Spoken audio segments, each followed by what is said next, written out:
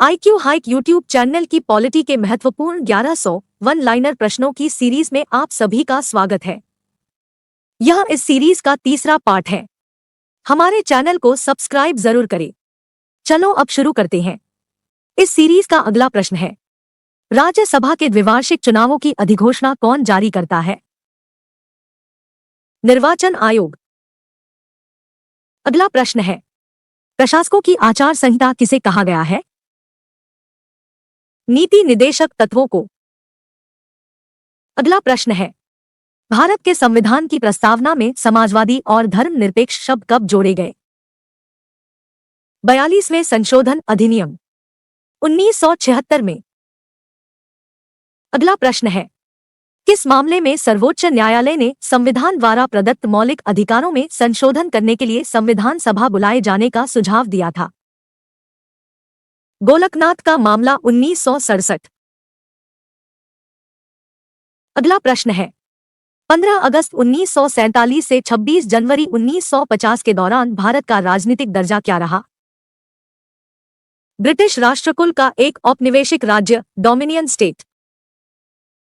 अगला प्रश्न है, भारत का संविधान बनाने वाली संविधान सभा का गठन किसके अंतर्गत किया गया था? कैबिनेट मिशन योजना 1946 के अंतर्गत। अगला प्रश्न है, किस संविधान संशोधन के द्वारा राष्ट्रपति, प्रधानमंत्री एवं लोकसभा के निर्वाचन संबंधी विवाद न्यायालय के क्षेत्राधिकार से बाहर किया गया?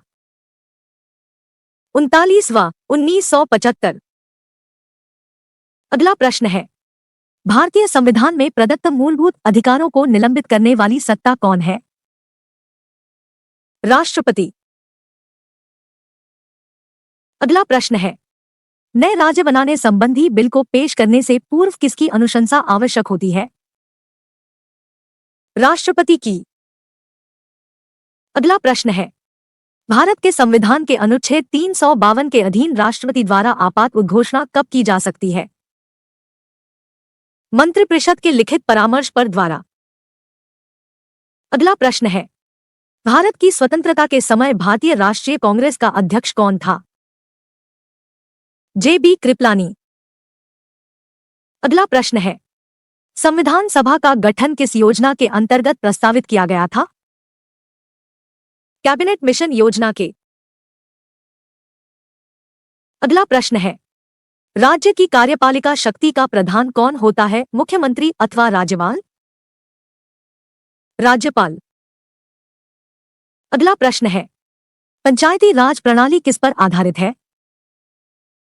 सत्ता के विकेंद्रीकरण पर। अगला प्रश्न है, भारत में निर्वाचित आयोग किसके लिए चुनाव कराता है? संसद, राज्य विधानमंडल, राष्ट्रपति पद, उपराष्ट्रपति पद के लिए। अगला प्रश्न है, कार्य संचालन में राष्ट्रपति की सहायता कौन करता है? मंत्रिपरिषद। अगला प्रश्न है, अंडमान व निकोबार द्वीप किस उच्च न्यायालय के क्षेत्राधिकार में है? कलकत्ता उच्च न्यायालय के क्षेत्राधिकार में। अगला प्रश्न है, कौन संसद का अनन्य भाग नहीं है? उपराष्ट्रपति। अगला प्रश्न है, अनुच्छेद 352 के तहत राष्ट्रपति द्वारा आपातकाल की घोषणा किए जाने पर संविधान में अनुच्छेद 19 के तहत सभी स्वतंत्रताएं स्वतः ही निलंबित हो जाती है, लेकिन इसका अनुमोदन किसके द्वारा किया जाना जरूरी होता है?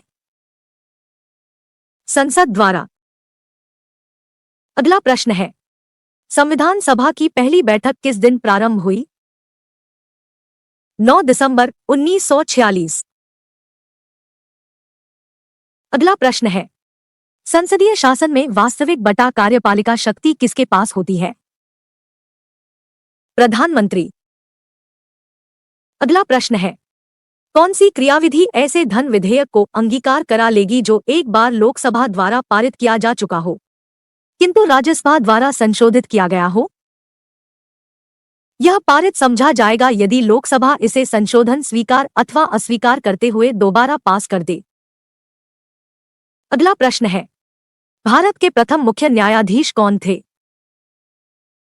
हीरालाल जे कानिया। अगला प्रश्न है, संविधान के अंतर्गत मूल अधिकारों को लागू करवाने एनफोर्समेंट की जिम्मेदारी किसकी है? सर्वोच्च न्यायालय तथा उच्च न्यायालयों। अगला प्रश्न है, राज्य विधान परिषद का कितना अंश राज्यपाल साहित्य, कला, विज्ञान, सहकारी आंदोलन व सामाजिक सेवा से जुड़े व्यक्तियों का नाम निर्दिष्ट करता है? कुल संख्या का 1/12 भाग। अगला प्रश्न है, प्राक्कलन समिति एस्टिमेट कमिटी के सदस्य चुने जाते हैं केवल लोकसभा से? अगला प्रश्न है, किसी भी राज्य में अनुच्छेद 356 के अंतर्गत राष्ट्रपति शासन कितनी अवधि के लिए लगाया जा सकता है? 3 वर्ष। अगला प्रश्न है, संविधान सभा की पहली बैठक कब हुई थी? 9 दिसंबर 1946।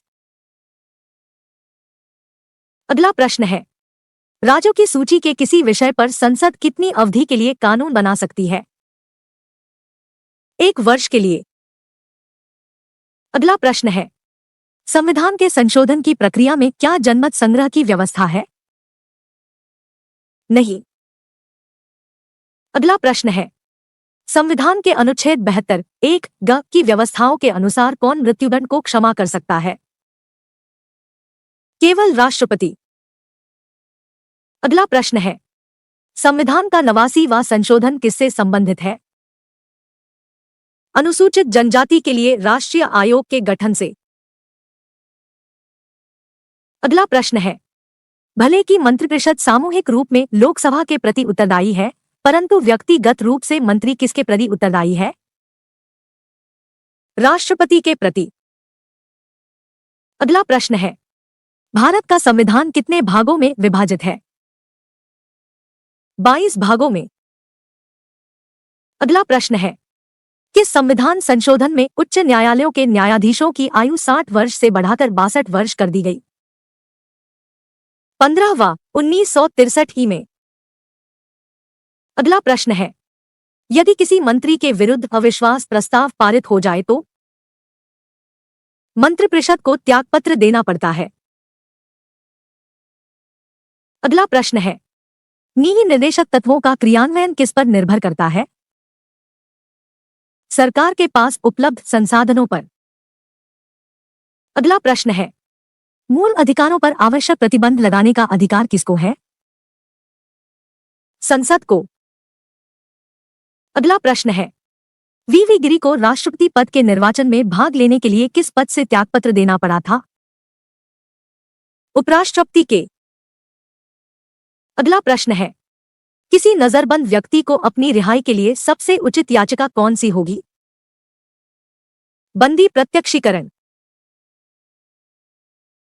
अगला प्रश्न है, विधायी शक्तियों की संघीय सूची में समाविष्ट किसी विषय के संबंध में भारत के उच्चतम न्यायालय के अधिकार क्षेत्र बढ़ाने का अधिकार दिया गया है? संसद को। अगला प्रश्न है, आपातकाल के दौरान संसद लोकसभा की अवधि एक बार में कितने समय के लिए बढ़ा सकती है? 1 वर्ष के लिए। अगला प्रश्न है, संविधान के किस भाग में मौलिक अधिकार के प्रावधानों को शामिल किया गया है? भाग 3 में। अगला प्रश्न है, भारत को संपूर्ण प्रभुत्व संपन्न लोकतंत्रात्मक गणराज्य कब घोषित किया गया? 26 जनवरी 1950 को। अगला प्रश्न है, भारतीय संविधान की 11वीं अनुसूची संबंधित है पंचायती राज से। अगला प्रश्न है, यदि किसी समय लोकसभा में अध्यक्ष तथा उपाध्यक्ष उपस्थित न हो तो ऐसी स्थिति में सदन की कार्यवाही को चलाने के लिए लोकसभा सदस्यों में से ही लोकसभा अध्यक्ष 6 सभापतियों की एक सूची बनाता है और जरूरत पड़ने पर उस सूची में मनोनीत किए गए व्यक्ति सभापति के रूप में सदन के अधिवेशनों की अध्यक्षता करता है। इस रूप में अध्यक्ष को कौन सी शक्तियां प्राप्त नहीं होती है? अध्यक्ष को सारी शक्तियां प्राप्त होती है। अगला प्रश्न है, किस अधिकार को डॉक्टर BR अम्बेडकर द्वारा संविधान की आत्मा कहा गया है? संवैधानिक उपचार का अधिकार। अगला प्रश्न है, अनुच्छेद 32 के तहत मौलिक अधिकारों के प्रवर्तक के लिए उच्चतम न्यायालय कुछ आदेशों को जारी कर सकता है। ये आदेश कौन कौन से हैं? बंदी प्रत्यक्षीकरण, परमादेश, प्रतिषेध, उत्प्रेषण और अधिकार पृच्छा। अगला प्रश्न है, कानून निर्माण हेतु प्रस्तावित विधेयक के कितने वाचन होते हैं? 3। अगला प्रश्न है, उच्च न्यायालय का न्यायाधीश अपना त्यागपत्र किसे देता है? राष्ट्रपति को। अगला प्रश्न है, भारतीय संविधान का सबसे बड़ा एकांकी स्रोत, सिंगल बिगेस्ट सोर्स क्या है? Government of India act 1935। अगला प्रश्न है, जब भारत स्वतंत्र हुआ उस समय ब्रिटेन में किस दल की सरकार थी? लेबर पार्टी की सरकार थी। अगला प्रश्न है, अवित्तीय विधेयकों को राज्यसभा कितने दिन तक रोक सकती है? 6 माह तक। अगला प्रश्न है, संविधान में संशोधन किसके द्वारा किया जा सकता है? संसद द्वारा। अगला प्रश्न है, प्रारंभ में संविधान में 7 प्रकार के मौलिक अधिकारों का उल्लेख किया गया था, परंतु किस संविधान संशोधन द्वारा संपत्ति के अधिकार को मौलिक अधिकारों की सूची से हटा दिया गया है? 44वां संशोधन 1979। अगला प्रश्न है, उपराष्ट्रपति के चुनाव में कौन कौन मतदान कर सकता है? संसद के दोनों सदनों के सभी निर्वाचन एवं मनोनीत सदस्य। अगला प्रश्न है, भारत के वह राष्ट्रपति जो पूर्व में लोकसभा के अध्यक्ष भी रह चुके थे? नीलम संजीव रेड्डी। अगला प्रश्न है, भारत में किस राज्य में सबसे पहले राष्ट्रपति शासन लागू किया गया? पंजाब, पेप्सू। अगला प्रश्न है, किस प्रधानमंत्री के शासनकाल में संपत्ति के अधिकार को मौलिक अधिकारों की सूची से निकाला गया? मोरारजी देसाई के शासनकाल में। अगला प्रश्न है, मानवाधिकार संरक्षण अधिनियम 1993 के अनुसार कौन राष्ट्रीय आयोग का अध्यक्ष हो सकता है? केवल भारत के सेवानिवृत्त मुख्य न्यायाधीश। अगला प्रश्न है, मुख्य निर्वाचन आयुक्त का कार्यकाल कितना होता है? 6 वर्ष या 65 वर्ष की आयु तक। अगला प्रश्न है, भारत के किसी राज्य में विधान परिषद का सृजन अथवा समाप्ति की जा सकती है? राज्य विधानसभा के तत्संबंधी संकल्प पारित करने पर संसद द्वारा। अगला प्रश्न है, राज्य के नीति निर्देशक सिद्धांतों में से किस अनुच्छेद का संबंध अंतर्राष्ट्रीय शांति और सुरक्षा के संवर्धन से है? अनुच्छेद 51 का। अगला प्रश्न है, संविधान के किस संशोधन के आधार पर राज्यों की विधानसभाओं में आंग्ल भारतीय समुदाय के लोगों को मनोनीत करने का अधिकार राज्यपाल को प्राप्त है? 23वें संविधान संशोधन।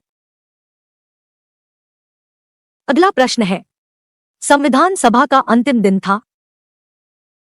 24 जनवरी 1950। अगला प्रश्न है, राज्यपाल पद ग्रहण करने से पूर्व किसके समक्ष पद और गोपनीयता की शपथ लेता है? राज्य के उच्च न्यायालय के मुख्य न्यायाधीश के समक्ष। अगला प्रश्न है, प्रधानमंत्री का व्यक्तिगत उत्तरदायित्व किसके प्रति है? राष्ट्रपति। अगला प्रश्न है, लोकसभा के भंग होने के पश्चात भी अध्यक्ष अपने पद पर नई लोकसभा के प्रथम अधिवेशन के ठीक पहले तक बना रहता है? संविधान के किस अनुच्छेद के अंतर्गत यह प्रावधान है? अनुच्छेद 94 के अंतर्गत।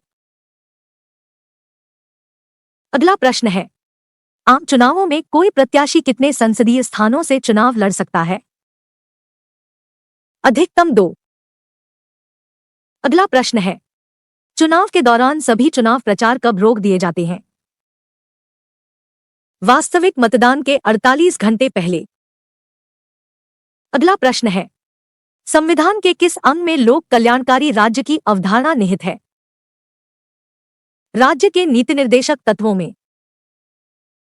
अगला प्रश्न है, किसकी अनुमति के बिना राज्य की विधानसभा में कोई धन विधेयक पेश नहीं किया जा सकता? राज्यपाल की अनुमति के बिना।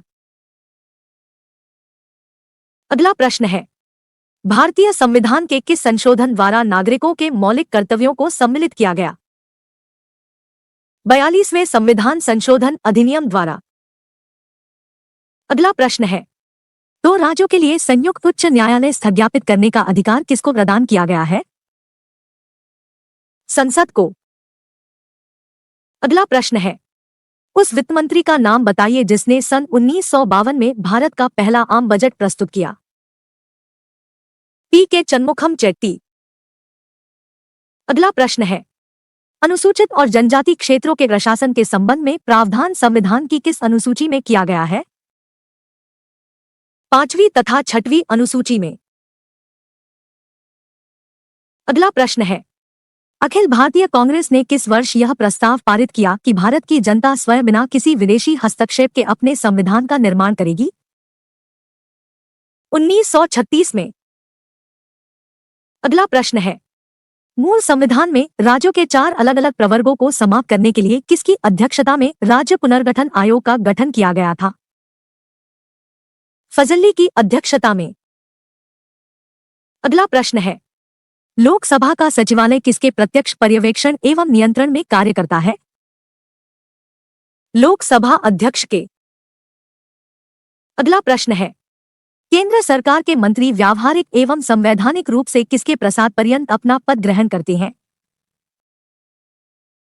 राष्ट्रपति तथा प्रधानमंत्री। अगला प्रश्न है, नए राज्य बनाने संबंधी बिल को पेश करने के लिए किसकी अनुशंसा आवश्यक होती है? राष्ट्रपति की अनुशंसा की। अगला प्रश्न है, भारतीय संविधान की प्रस्तावना में समाजवादी, धर्मनिरपेक्ष तथा अखंडता शब्दों को किस संशोधन द्वारा जोड़ा गया? 42वें संविधान संशोधन के द्वारा। अगला प्रश्न है, संविधान में प्रेस की स्वतंत्रता का अलग से उल्लेख नहीं है। यह स्वतंत्रता किस अनुच्छेद में अंतर्निहित है?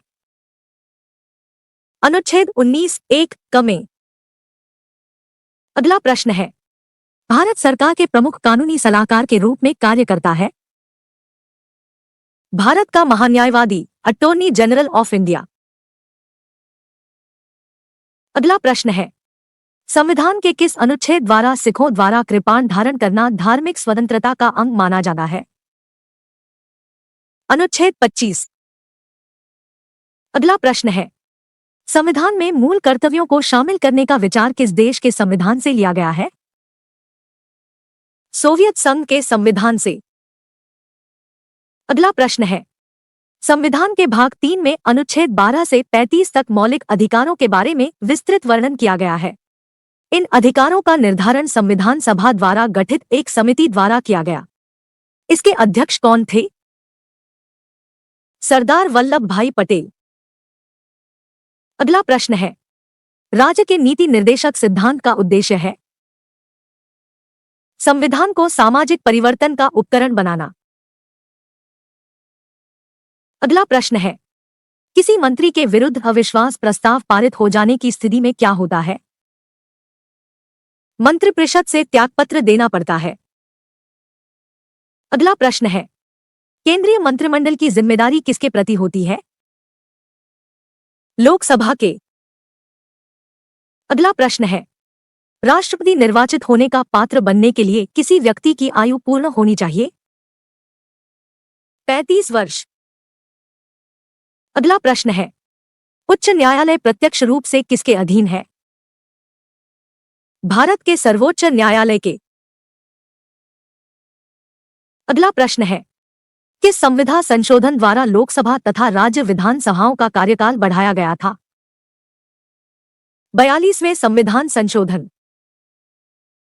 अगला प्रश्न है, डॉक्टर बी.आर. अंबेडकर ने किस मौलिक अधिकार को भारतीय संविधान का हृदय एवं आत्मा, heart and soul of the Indian constitution कहा था? संवैधानिक उपचारों के अधिकार की। अगला प्रश्न है, क्या संघ शासित क्षेत्र भी राज्यसभा में अपना प्रतिनिधि भेजते हैं? हाँ, भेजते हैं। अगला प्रश्न है, भारतीय संविधान में संघ की कार्यपालिका शक्ति किसमें निहित है? राष्ट्रपति में। अगला प्रश्न है, भारत सरकार में सर्वोच्च शासकीय अधिकारी कौन है? भारत का मंत्रिमंडलीय सचिव। अगला प्रश्न है, क्या उपराष्ट्रपति को महाभियोग द्वारा हटाया जा सकता है? नहीं। अगला प्रश्न है, एक ही समय यदि राष्ट्रपति और उपराष्ट्रपति दोनों का पद रिक्त हो जाए तो राष्ट्रपति के कृत्यों का निर्वहन कौन करता है? भारत का मुख्य न्यायाधीश। अगला प्रश्न है, समाजवाद वह टोपी है जो सुविधानुसार पहनी जा सकती है, यह कथन किस प्रसिद्ध आलोचक का है? सीईएम जोड़ का। सीईएम जोड़ का। वीडियो को देखने के लिए धन्यवाद। चैनल को सब्सक्राइब जरूर करें, वीडियो को लाइक और कमेंट करें और ज्यादा से ज्यादा शेयर करें।